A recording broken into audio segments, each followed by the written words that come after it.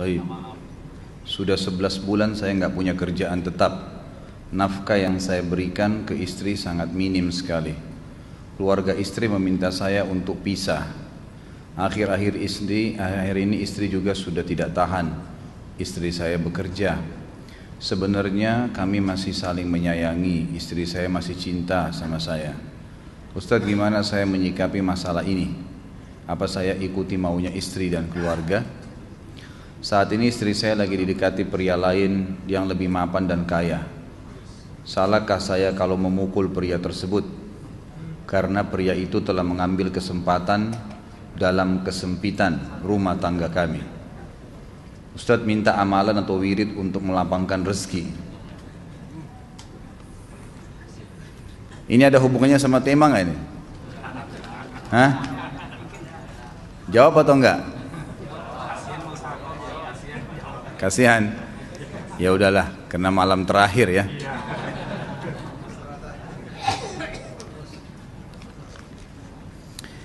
Yang pertama sekali, saya menyarankan Anda saran dari laki-laki ke laki-laki. Prinsiplah, dan jangan merendahkan diri di hadapan wanita. Maksudnya begini, pada saat seorang wanita yang menjadi istri Anda membutuhkan Anda, tunjukkan kebutuhan kita 1000 kali daripada dia. Dia sayang, dia perhatikan, dia siap berkorban. Kita harus 1000 kali lebih hebat daripada itu. Laki-laki memang penaung. Tapi kapan dibalik?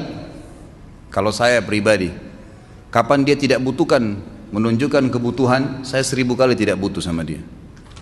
Untuk apa Anda merendahkan diri di depan seorang wanita yang kalau memang dia tidak bisa menjadi seorang istri? Karena kapan wanita sudah menyombongkan diri di hadapan laki-laki, tidak akan ada wibawa sama sekali. Ini poin dulu dalam pembukaan. Dan selalu saya sarankan siapapun ikhwah yang minta saran saya dalam masalah rumah tangga, yang paling pertama ini saya ucapkan, saya bukan menyuruh Anda menjadi keras, bukan. Tapi saya mengajak Anda untuk punya prinsip dalam hidup. Wibawa, pemimpin rumah tangga. Dibutuhkan kita butuh, tidak dibutuhkan ya sudah. Masih banyak gantinya. Dia mau ganti laki-laki lain, silahkan, ahlan wa sahlan, silahkan. Allah akan gantikan penggantinya yang lebih baik. Dan itu harus bisa kita punya prinsip. Memang begitu. Kalau ini kita terapkan dalam kehidupan kita, kita akan sangat mudah hidup. Terkadang subhanallah ada pengorbanan berat. Berpisah dengan meninggal, berpisah karena masalah dosa yang dilakukan oleh pasangan kita, jelas haram. Kalau ada seorang istri hanya karena masalah suaminya kekurangan ekonomi mau berhubungan sama laki-laki lain, wanita apa ini? Cinta itu pengorbanan, kasih sayang, bukan hanya pada saat mampu kemudian disayang, pada saat tidak mampu kemudian ditinggal. Subhanallah. Hati-hati, hukum Allah subhanahu wa ta'ala berlaku. Akhwat yang jadi istri, ikhwah yang jadi suami, harus tahu pasangan kita itu punya Tuhan sebagaimana kita punya Tuhan yang sama. Dan Allah itu maha adil. Memang dalam kehidupan kita ada naik turunnya. Dan makna cinta adalah pengorbanan. Itu sebenarnya. Kalau hanya kita kantongnya lagi penuh kemudian disuka sama istri, pada saat lagi tipis, lagi masalah kemudian dia mau berhubungan sama laki-laki lain, naudzubillah min dzalik. Wanita apa ini? Kalau saya tidak naungin. Kalau saya nggak naungin. Kamu mau sama dia silahkan, ahlan sahlan, silahkan jalan. Kalau saya, istri saya sangat tahu prinsip saya. Kalau kamu merasa ada laki-laki lain yang kamu anggap baik, atau kamu mau ingin memasukkan pendapat keluargamu dalam rumah tangga saya sehingga kedudukan saya sebagai suami tidak didengar lagi, silakan pilih keluarga kamu. Tidak ada masalah. Jadi jangan jadikan sebagai beban. Oh, nanti kalau pisah saya hidupnya bagaimana? Saya melarat. Ini kenapa ini? Saya mati kalau nggak sama dia, ya mati bener nanti.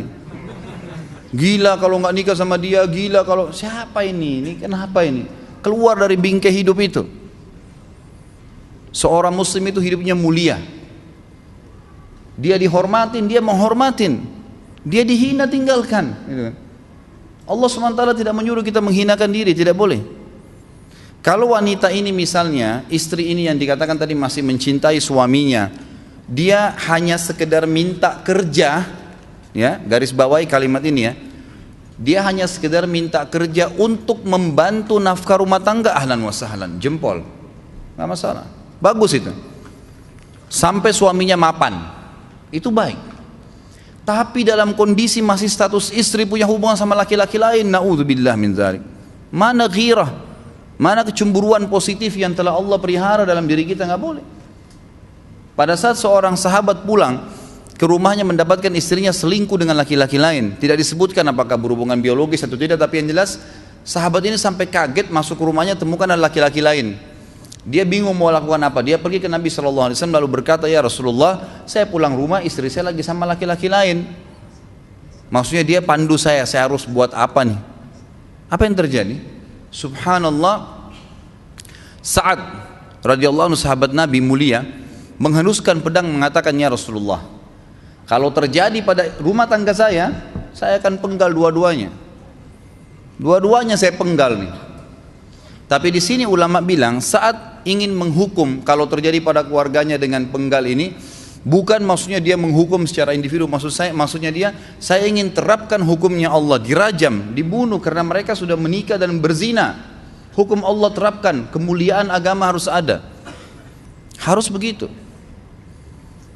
Seorang istri yang mau tinggal di bawah naungan kita sementara kita sudah berkorban di bawah terik matahari, sudah bekerja, sudah memilih dia dari sekian banyak wanita, kemudian dia mau berkorban, hormatin dia, junjung dia, lindungin dia, rangkul dia, gitu kan? Bela dia, memang harus begitu. Tapi kalau masih dalam naungan, kemudian sedikit himpit masalah ekonomi lalu berhubungan sama laki-laki lain, naudzubillah, jangan dipertahankan, berbahaya sekali, gitu kan? Jangan Anda menjadi laki-laki lemah gitu. Saya kemarin ditelepon oleh 2 orang sekaligus, subhanallah. Sahabat dekat telepon kepada saya, laki-laki. Ustadz maaf mau ngomong sebentar. Baik silahkan. Ustadz saya ini, istri saya pulang ke rumah ke kampung ayahnya ibunya karena alasan mengurus ayah dan ibunya. Akhirnya saya sama anak-anak ditinggal di sini sendiri. Setiap kali saya panggil pulang, dia bilang sudahlah saya nggak mau pulang. Kalau mau nikah lagi silahkan. Dia bahasakan begitu. Bagaimana sarannya Ustadz? Saya bilang nikah lagi. Dengan tegas saya bilang nikah lagi. Kalau tidak terbuka pintu fitnah. Perempuan itu kenapa harus pilih orang tuanya? Tidak boleh secara syar'i. Nggak boleh. Sudah menerima akad nikahnya seorang laki-laki, laki-laki itu yang dinomorsatukan di atas ayahnya, nggak ada alasan. Kalau suami izinkan boleh urus orang tua, kalau nggak diizinkan tidak boleh, nggak boleh. Bagaimana dia tinggalkan suaminya sama anaknya? Kaget itu saya katakan begitu. Iya, bahkan sekarang hukum poligami sudah wajib bagi Anda, nggak boleh. Wajib sekarang. Ini ragu mau melangkah seakan-akan poligami itu dosa, padahal dia ditinggal oleh istrinya. Bagaimana bisa ini? Ada laki-laki seperti ini nggak punya prinsip, harus melangkah. Dia sudah dapat jawaban saya dikasih ini, Ustadz teman saya juga mau bicara, masalahnya sama lagi. Ustadz istri saya tinggalkan saya, Ustadz kayak mau menangis. Sebentar, jangan pakai nangis laki-laki. Apa ini cengeng? Ditinggal wanita nangis, subhanallah. Orang nangis itu ditinggal meninggal Rasulullah SAW, ketinggalan sholat subuh berjamaah, itu nangis. Nggak jadi jihad, nah itu nangis. Ditinggal perempuan nangis, la ilaha illallah. Allah ciptakan perempuan lebih banyak daripada laki-laki. Ini bukan menurunkan martabat perempuan ya. Artinya harus seorang pemimpin itu punya wibawa. Nggak bisa, kalau nggak akan dianggap remeh nanti. Istri itu dinaungin, dilindungin, dididik, diberikan haknya ia. Berikan berlipat-lipat penghormatan sebagaimana dia berikan satu penghormatan, nggak apa-apa. Tapi jangan sampai menginjak martabat seorang pemimpin, tidak boleh. Akhirnya saya sampai bilang sama dia, akhi, ambil keputusan. Kamu mau balik sama saya berumah tangga di sini, atau kamu pilih rumah orang tua kamu? Oh saya pilih orang tua saya, baik saya ceraikan kamu sekarang. Assalamualaikum, tutup telepon, selesai. Jangan lama-lama. Cengeng sekali, udah sujud sama Allah, saya masih berat cintanya Allah. Ia minta kepada Allah subhanahu wa ta'ala, minta gampang dihilangkan dari hati. Sebagaimana dia datang dia bisa keluar, gampang itu. Subhanallah ya, jangan terlalu mencintai dunia berlebihan. Kalau saran saya, kalau istri anda ini tanya baik-baik, kalau kamu bekerja hanya karena mau bantu nafkah rumah tangga sekarang, ahlan wa sahlan, silahkan. Selama pekerjaan halal, antar dia ke tempat kerjanya. Muliakan dia, jaga, jemput pada saat pulang. Anda pembelahnya, begitu. Tapi kalau berhubungan sama laki-laki, ada subhanallah suami depannya dia, istrinya telepon laki-laki lain dan dia menerima itu. Mana ini? Dalam agama haram, wallah haram itu hukumnya. Nggak boleh. Itu namanya dayuth dalam agama. Nabi SAW mengatakan Allah melaknat dayuth. Kata sahabat, siapa itu dayuth ya Rasulullah? Laki-laki yang tidak punya cemburu terhadap pelanggaran agama yang terjadi pada istrinya. Gimana caranya? Nggak boleh dalam agama Islam, gitu kan? Makanya biasakan hati kita terisi dengan cinta kepada Allah SWT dan bukan cinta kepada manusia. Mencintai istri karena Allah yang perintahkan, mencintai suami karena Allah yang perintahkan. Jadi semua karena Allah. Tidak ada kata-kata hilang, tidak ada rugi kalau kita meninggalkannya. Jadi ini hal mendasar yang saya tahu, Allahu alam. Jadi sampaikan seperti itu. Kalau wirid apa? Saran saya adalah memperbanyak istighfar kepada Allah SWT. Gunakan momen musibah itu sebagai kesempatan untuk mendekatkan diri dengan Allah Subhanahu wa taala. Begitu ya.